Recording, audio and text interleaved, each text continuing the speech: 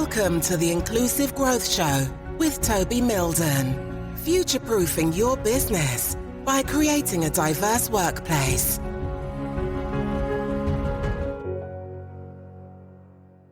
Hey there, thank you ever so much for tuning into this episode of the Inclusive Growth Podcast. I'm Toby Mildon, and today I'm joined by an amazing guest. Her name is Susi Miller, and Susi is an e-learning accessibility industry leader. So this is really important in terms of being able to make your all of your learning materials within your organization accessible to everybody in the business. And she's also the author of a book called Designing Accessible Learning Content, which is actually on its second edition, which has been released very soon. So, Susi, thanks ever so much for joining me today. It's lovely to catch up with you and talk about accessible e-learning. You're very welcome. Thank you ever so much for giving me the opportunity to talk about something that I'm very passionate about. Yeah, me too. I used to work in accessibility at the BBC before I set up my own diversity and inclusion consultancy. So I wouldn't call myself an expert, but I do have some experience of working in accessibility, but actually not a lot in e-learning. It was more about accessibility for websites and apps. So I'm really keen to learn from you today about specifically how we make e-learning accessible for people. So, can you begin by just telling us a bit more about your role as an e-learning accessibility consultant? Yes. Okay. Yeah. So my background has been in learning and development. That is what I've always done. I started off as a classroom teacher. I did a lot of facilitation and face-to-face training. And then about 15 years ago, probably, I moved into online learning. So like a lot of people moved into that transition to digital learning. And I suppose I worked a lot in the local government, and then I moved into the university sector. But it was really a change in the law. So we had the public sector bodies accessibility regulations, which came in 2018 in the UK. And they, for the first time, really clearly stated that learning, that basically, they as you said, Toby, focuses very often on websites and apps, but actually that also includes learning content and digital learning content. So that was the kind of impetus that made me think, actually, there's a huge gap in the market here a huge gap for people, for practitioners like myself, who are really trying to make learning content, to apply the web content accessibility guidelines to learning content and make it really accessible for everybody. So that was really the what motivated me to start my own organisation. So my organisation is Ella Hub. So I'm the kind of director and founder of that. And I did that probably in about 2019 as a result of those public sector bodies accessibility regulations. But the real drive was just being a learning practitioner myself, an instructional designer, and finding it so incredibly difficult to kind of understand, make sense of the web content accessibility guidelines. So I think a lot of people know it's the right thing to do and they should be doing it and applying these standards to learning content. But it's just because they were designed for websites and mobile apps, it can be very difficult to kind of apply them to learning content. So that was my real driver for kind of both publishing the book and starting Ella Hub as well. So why is there a real need for making accessible e-learning, and why is it important? Yeah, so I think it is an area that is so often overlooked by organisations. So I think a lot of organisations kind of under the diversity, equity and inclusion strategy will kind of maybe be thinking about, yes, accessibility is important, maybe considering it in their recruitment, maybe, all of their kind of processes for, and making sure that people have got reasonable adjustments, maybe sometimes, so that they can actually, work and thrive within the organization. But very, very often learning content, and so much of it now is digital learning content, sometimes blended, so you have face-to-face and digital as well. But it's so important to make sure that digital content, that learning experience is accessible and inclusive for everyone. So I think for me, one of the, there's always coming back to the human story of accessibility. I had an experience where I was at a conference, a virtual conference, and I was very lucky to be in a breakout room with someone, and I just happened to ask about anyone's experience with learning content. They were talking about their experience of actually, so it was someone who was a screen reader user, and he was saying that actually his experience of the recruitment of starting at the organisation was fantastic. Everyone had a really inclusive experience, and then it came to his learning. He had to have his onboarding learning, and it was just not accessible with his screen reader, and he literally had his manager having to sit next to him and read out his onboarding training. And that was literally a few years ago, and I kind of thought when he was explaining that it was something that maybe happened, like 15, 20 years ago, literally kind of a couple of years, at the beginning of his experience. And sometimes it's those kind of human stories that really, really prompt you to think, actually, this is absolutely essential for everybody, and I think it's so easy for organizations to overlook learning content when it comes to accessibility. They're very often focused on, which is understandable, the systems that people are using, making sure that they can put their leave on, for example, making sure that they can use the systems that they need to for their everyday job. But what's often forgotten is actually you have to be able to, to train people and so that they are able to use those systems as well. And if that's not inclusive and accessible, then it's a missing piece of the puzzle that, as I say, often gets overlooked. Yeah, and some of that training could be really critical training, like health and safety, for example, where people need to know how to keep themselves safe. Most definitely. Yeah. And also from a kind of business point of view, for me, it's that productivity, if you're, you want to get the most out of your staff, then it's a huge, that's the amount of people that you're excluding from your learning and development initiatives is potentially huge. I think one of the statistics that, again, made a real kind of light bulb moment impact on me was by the Boston Consulting Group. And that was, I think, last year. And they did some really extensive research on the number of people, or the percentage of people in organizations who felt that they had a disability or an access need. And I think most organizations report it's about 4 to 7% of their workforce. But when this research was carried out, and it was very extensive, so it was about 28,000 people across 16 countries. And the percentage was actually about 25% of people who actually came back and said, yes, I have a disability or a health condition or an access need that impacts a major life activity. And when you're thinking of that, for me, 25% potentially of your audience is not able to access your learning content. It's just a phenomenal impact, not only from a business, from a productivity point of view, but also from and again, coming back to that personal point of view, someone who is excluded from, being able to reach their potential and thrive because your learning content isn't accessible, and you've kind of overlooked that. For me, is something that is absolutely essential to learning.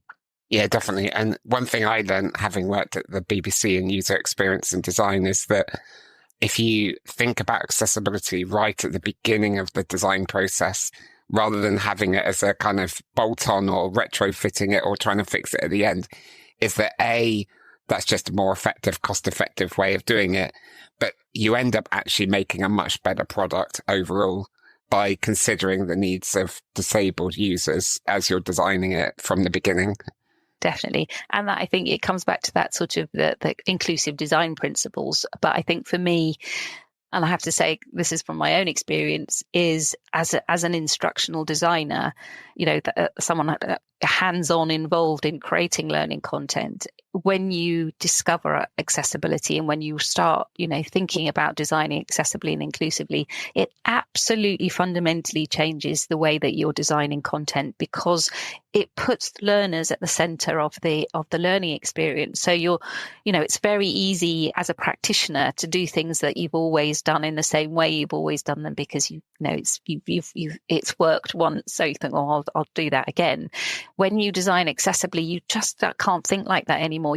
Everything you're doing, you're thinking, okay, but what about the access needs of these individuals or this group of people? And it absolutely makes you think about, is this a good piece of learning? Is this a good learning experience for everybody? Not just a tick box, oh, I'm going to kind of put this multiple choice question here at the end of this because that's what I've always done. It's like, well, actually, what am I trying to learn? What am I trying to get across in this learning? If you're enjoying this episode and looking to boost equity, inclusion and diversity in your organisation, Toby and his team are here to help you. The team specialises in crafting data-driven strategies, developing inclusive leaders, designing fair recruitment processes, and enhancing disability confidence. With a blend of professional expertise and lived experience, we are ready to support you on your journey. Reach out to us through our website at mildon.co.uk. Now, back to the interview with Toby and his guest. So can you give me some examples of inaccessible e-learning or inaccessible content? Yeah. So I think what I tend to do is anyone who's been involved in trying to make content accessible will probably, if you're aware of the Web Content Accessibility Guidelines, they're kind of divided up into these 4 different principles. Now, as an instructional designer, I didn't find those very helpful. So what I tend to do, in my own work and when I'm, talking to clients about accessibility is break it down into different access needs. So generally from a digital point of view, the 4 different access needs that we usually focus on are vision, hearing, motor and cognitive. Those tend to be the main 4 because that's from the digital point of view and because those are the ones that are covered by the Web Content Accessibility Guidelines. But also really important not to forget when you're thinking about learning content is to remember also you've got sort of hybrid and you've got face-to-face and virtual is also to remember speech access needs as well. So basically what I'll do is I'll just give some examples of some of the inaccessible content. We do a lot of auditing work at EllaHub and some of the most common kind of examples of inaccessible content.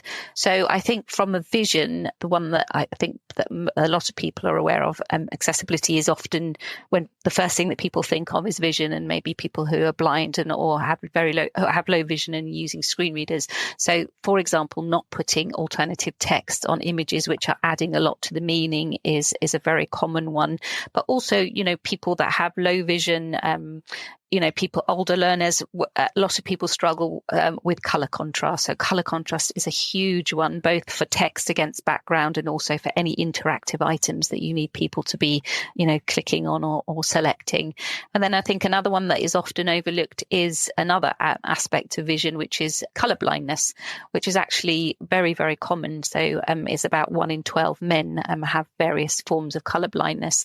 So if you are using in learning content, color alone, we call it. So if, for example, if you ask someone to answer a quiz question and the only way that you're communicating with that, whether they've got it right or wrong is to have for example, a red overlay or the text turns red if it's wrong or a green overlay or the text turns green if it's right, someone who's colorblind is not going to be able to know whether they've passed or if they've answered that question correctly. So those are the ones that I tend to think of for vision. For hearing, very often associated with audio and video content inside learning content, which is really, really common. Then it's very often we see that there are maybe videos that don't have captions on them or the captions are not descriptive. They don't describe, for example, any important sound effects or anything that someone who is deaf or hard of hearing might not have the same experience.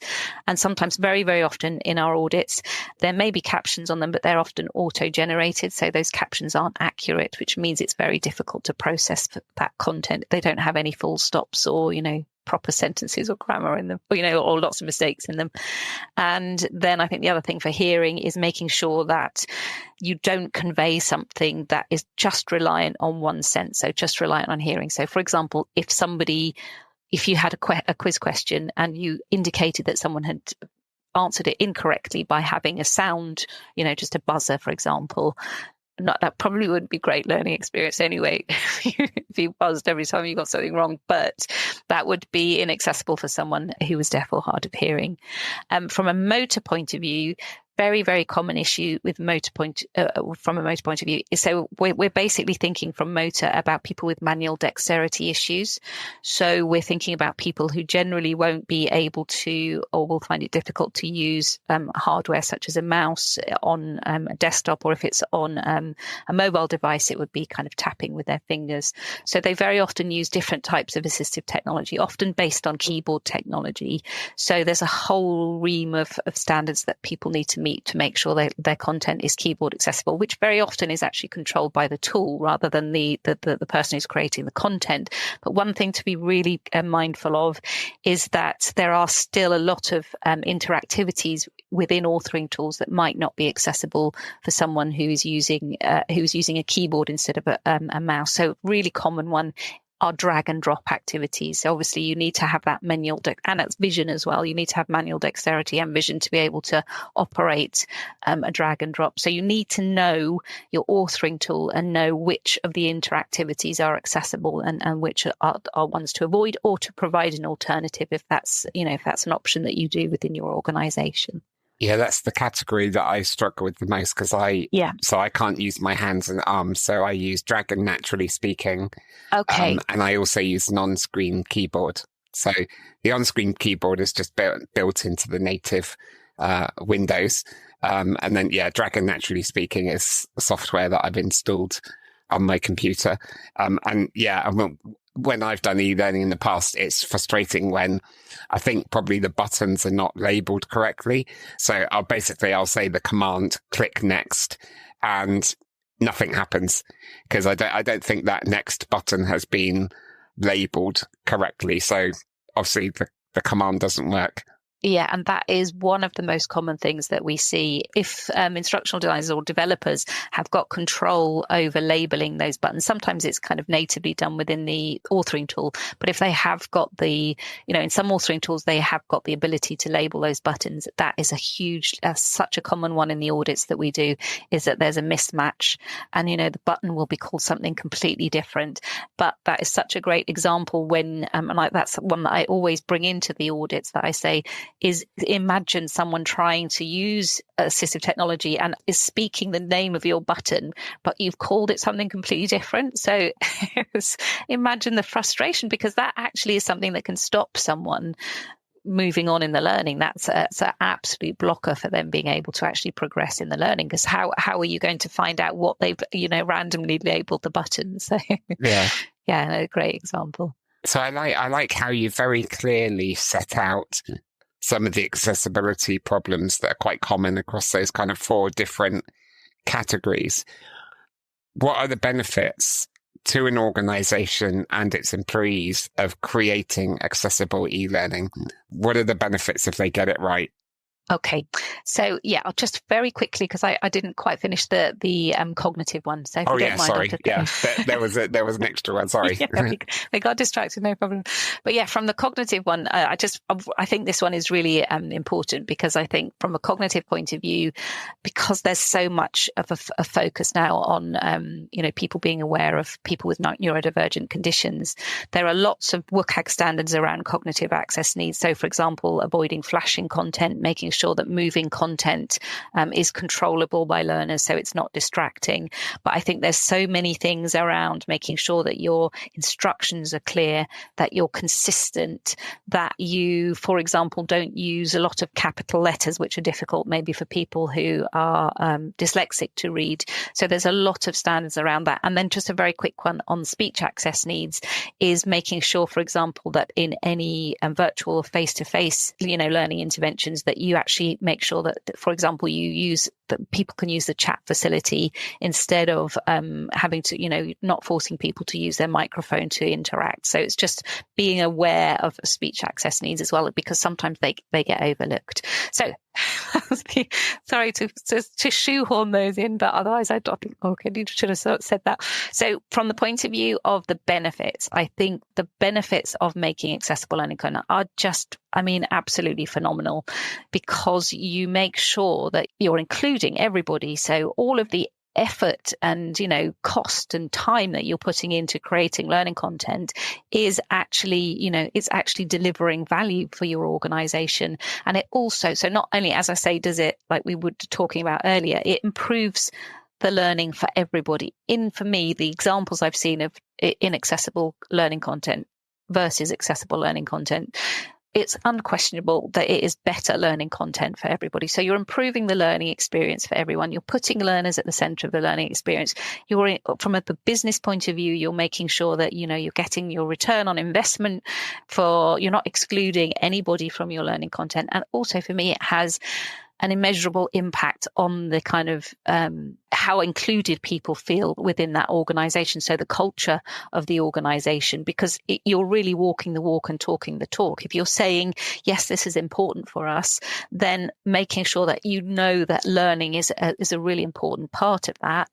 It is absolutely essential in making people feel, included in their organization. And given, genuinely given the opportunity to contribute and to thrive in the role that you've put them in, it's absolutely essential that you make sure that their learning content is accessible. Absolutely. And I think you definitely have to connect it up for organizations, because they'll say on one hand, we're inclusive. It's in our values, we want a diverse workforce. But then, like you say, if they're not then actively making digital content accessible, then they're not exactly walking the talk completely. No, I completely agree. Yeah. And I do see with a lot of organizations, actually, they do focus on digital accessibility, but it tends to be the kind of outwardly facing tech.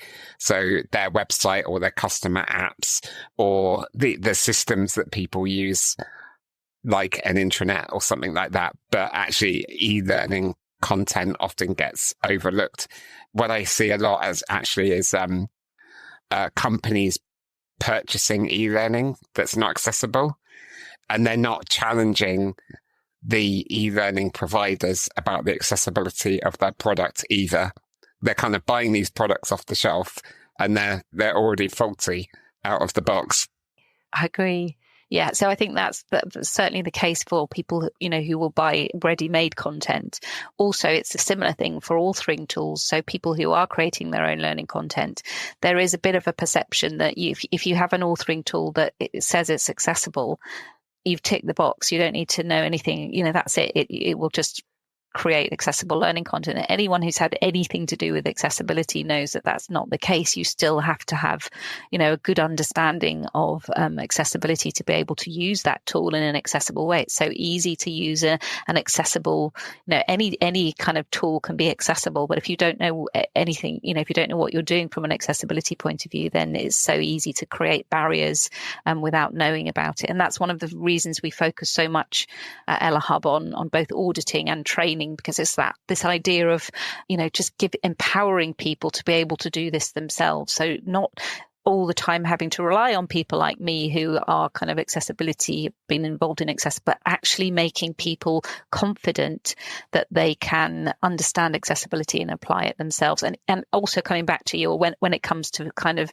working with vendors and, their procurement, all of their procedures, is being confident enough about accessibility to challenge people. I've very often had it, my clients saying, well, we've talked to the vendor and they've said it's WCAG 2.1 AA compliant. And, just a simple check, that's what we do, is just say, well, we'll do these, like 10 checks yourself. That enables you then to go back and say, well, actually, we're challenging you on this. It isn't fully accessible. There's always, sometimes a grey area around some of the standards, but some of them are very clear, and you can see, immediately whether someone is actually knows what they're talking about when they say that something is accessible. Yeah, absolutely.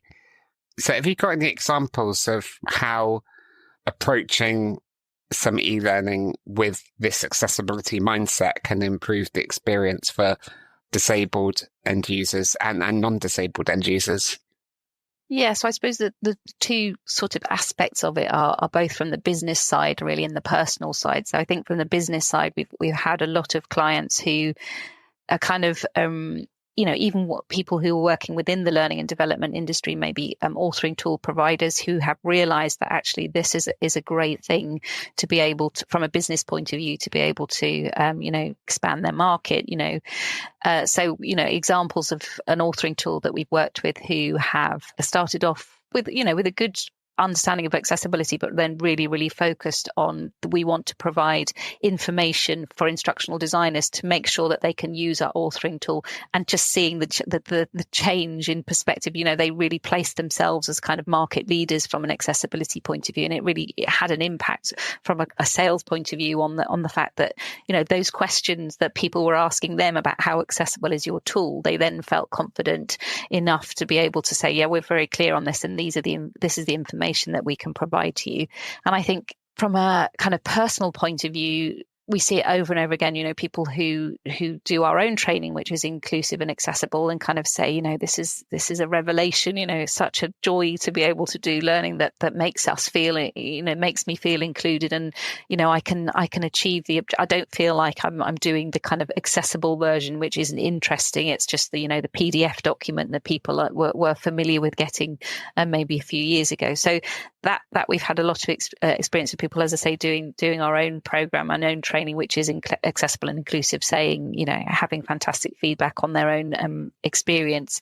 I think from my own point of view, my personal experience is having discovered a couple of years ago that I was dyslexic, and suddenly the penny dropping as to why for such a long time I really had challenges with, doing online learning and with my own learning experience at both in education and in workplace learning. And then just realizing, that if we make our learning content accessible, that's the kind of our mantra at Ella Hub, we make it accessible and inclusive as the default. Just what a change, for anybody. So many people, have maybe not had a diagnosis of having, a neurodivergent condition, or they may develop a disability or an access need. If we make it accessible as the default, then it's future proof, and we're just including everybody. And for me, the kind of transformational impact of suddenly knowing, in my 50s that I was dyslexic. I know that a lot of people say that, but it really is transformational. When I wrote the first edition of Designing Accessible Learning Content, I didn't know I was dyslexic, and I found it really challenging. Had huge imposter syndrome, had huge kind of, felt really inadequate, like who am I to be doing this, and really struggled with it. When I found out I was dyslexic and wrote the second one, it was just a completely transformed experience. I realized that actually my dyslexic thinking skills, yes, I still have challenges, but they were the things that actually made me able to write this book. These were the skills I needed to break down these complex standards and explain them to other people. And if I hadn't been dyslexic and my brain didn't think in this way, then actually I wouldn't have been able to write that book in the first place. So it was a very personal experience for me of the kind of positivity of, making content accessible for everybody, but also my own experience of, a completely different change in mindset and, the positivity of accessibility and inclusion. Brilliant. So as an e-learning accessibility industry leader, what does inclusive growth mean to you? That's a really good question. So I think the key thing about the inclusive side of things for me is really being inclusive does include people that have got disabilities and access needs. So, and it includes absolutely every aspect of the content in your organization, and also your either the mindset, the culture within your organization as well. So I think that inclusivity is so important that we don't, we try and be inclusive, but we need to think of every different aspect of kind of inclusion, and accessibility is such an important part of that and so often overlooked. The growth part, I think for me is, I think coming back to this idea of, as a business owner myself, there is always that, and that's an important aspect of accessibility, is making sure that, that there is that business growth side of things. It really does improve your what you're doing as a business and lead to kind of growth in that area. But so important is that personal growth and that opportunity, really genuinely giving people the opportunity to thrive and to really feel like they're contributing and really able to to do what they have got the potential to do is such an important, and that comes back so much to what we're trying to achieve with learning for everybody. But why exclude up to 25% of your learning audience just because you haven't made it accessible? Yeah. And finally, if the person listening to us right now wants to follow your work, perhaps they need some help to make e-learning accessible in their own organisation, what should they do? I think probably the best thing to do is to get in contact. So happy for anyone to message me or, to become a contact on LinkedIn. That's probably the place where I'm most active at the moment. So yeah, obviously we also have a website. So that's ellahub.net, www.ellahub.net. That's a good place to start. But LinkedIn is where, if anyone wants some kind of, some interaction, then I'm really, really happy to speak to anyone on LinkedIn. Yeah, and also buy the second edition of your book, which is Designing Accessible E-Learning Content. I'll drop that in there for you because I think you forgot to plug your own book there. Thanks very much. You're welcome. Quite often do that. Susi, thanks ever so much for joining us today. It's been lovely to catch up with you, and thanks for everything that you do to make e-learning accessible so that everybody can thrive. Perfect. Thank you very much for having me. I really appreciate it. You're welcome. And thank you for tuning into this episode of the Inclusive Growth Podcast with Susi and myself. Today, we've been talking about why it's really important to make e-learning accessible so that we can get the best out of everybody in your organization. And also, if you just go in with an accessibility mindset at the beginning of designing e-learning, you're just going to create a better end product for everybody anyway. So if you do need any help in making your digital learning or your e-learning accessible, please do reach out to Susi and her team, because Susi and her team will be able to support you in that. And if there's anything that I can do to help create a more inclusive culture, develop inclusive leaders in your organization, then feel free to contact me through my website as well. So thanks ever so much for tuning in, and I look forward to seeing you on the next episode, which will be coming out very soon. Take care. Bye-bye. Thank you for listening to the Inclusive Growth Show. For further information and resources from Toby and his team, head on over to our website at mildon.co.uk.